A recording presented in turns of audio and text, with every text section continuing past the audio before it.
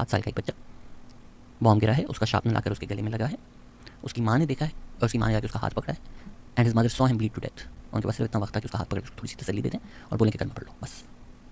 ये है जो इंडिया सेलिब्रेट कर रहा है, operation Sindoor. This happened operation Sindoor, जिसको आप बोल रहे हैं ना टेररिस्ट कैंप्स। ये आप इजराइल की प्लेबुक इस्तेमाल कर रहे हैं कि हर कोई पाकिस्तान में मारा है वो टेररिस्ट है, नहीं तो बड़े होकर टेररिस्ट हो जाएगा। ये कोई फार राइट इंडियन ट्रोल बोले तो मुझे समझ में आता है। ध्रुव राठी ये एजेंडा लेके चल रहा है। मैं शॉक में चला गया हूँ यार। आप जस्ट बिकॉज आप जर्मनी में डजंट मीन कि आप नाजी बन जाए। आप कौन से साल जर्मनी गए हैं, 2025 या 1945? क्योंकि आप फिलोसफी तो तब की लेकर आ रहे हो यहाँ पर कि ठीक है बच्चा मरा है, प्रिसिशन स्ट्राइक किया, हमने सारे टेररिस्ट होंगे।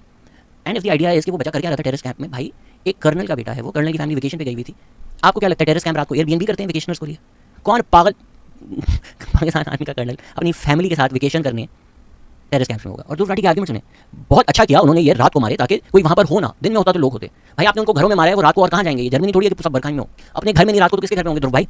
घर में जो आप घुस के मारा है, इस बच्चे को आपने घुस के मारा है। तो ये जो आप लोगों की स्टूपिड तरीन आर्गुमेंट है ना, नरेंद्र मोदी और ध्रुव राठी बता तो सेंसलेस तरीन दुनिया की सबसे आर्गुमेंट जो आपने बनाई हुई है कि आपने तो हमला कर दिया, टेररिस्ट के साइड पे आ गया आप। ये टेररिस्ट था आपकी नजर में? 7 साल का बच्चा टेररिस्ट था? आप जाकर बॉम्ब करके लोगों के घर पर बात करके सिविलियंस मारकर बच्चे मार दोगे हमारे और हम रिस्पॉन्ड नहीं करेंगे? पागल हो गए हो? दिमाग खराब हो गया है। बालाकोट में आके कुछ दरख्तों पे बॉम्ब मारा था तो उन्होंने बोला ठीक है यार चलो खुश हो जाओ आप लोग, मूवियां बना लो 4-5। घर में आकर हमारे बच्चों को मारोगे तो उसके बाद आपको रिस्पॉन्ड हम करेंगे। तो अगर तो ध्रुव राठी की पूरी आर्गुमेंट है कि पाकिस्तान एक टेररिस्ट स्टेट है क्योंकि पाकिस्तान में टेररिस्ट हैं, तो bro your TTP is in power.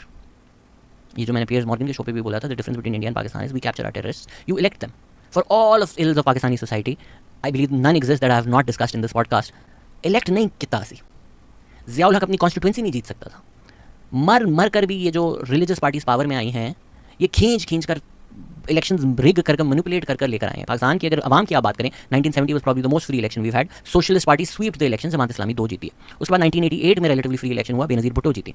1990 में कितना रिग करना पड़ा उनके खिलाफ इलेक्शन। 2008 में रिलेटिवली फ्री इलेक्शन हुआ, पीपीपी जीती। 2013 में रिलेटिवली फ्री इलेक्शन हुआ, पीएमएलएन जीती। और ये वो पीएमएलएन नहीं थी जो ज़ियाउल हक की आई थी, अब एक इकोनॉमिक फ्रंट पे इकोनॉमिक एजेंडा वाली पीएमएलएन थी। तो हमने तो नहीं किया कभी कोई रिलीजियस एक्सट्रीमिस्ट इलेक्ट, तो हम सारे टेररिस्ट कैसे हो गए?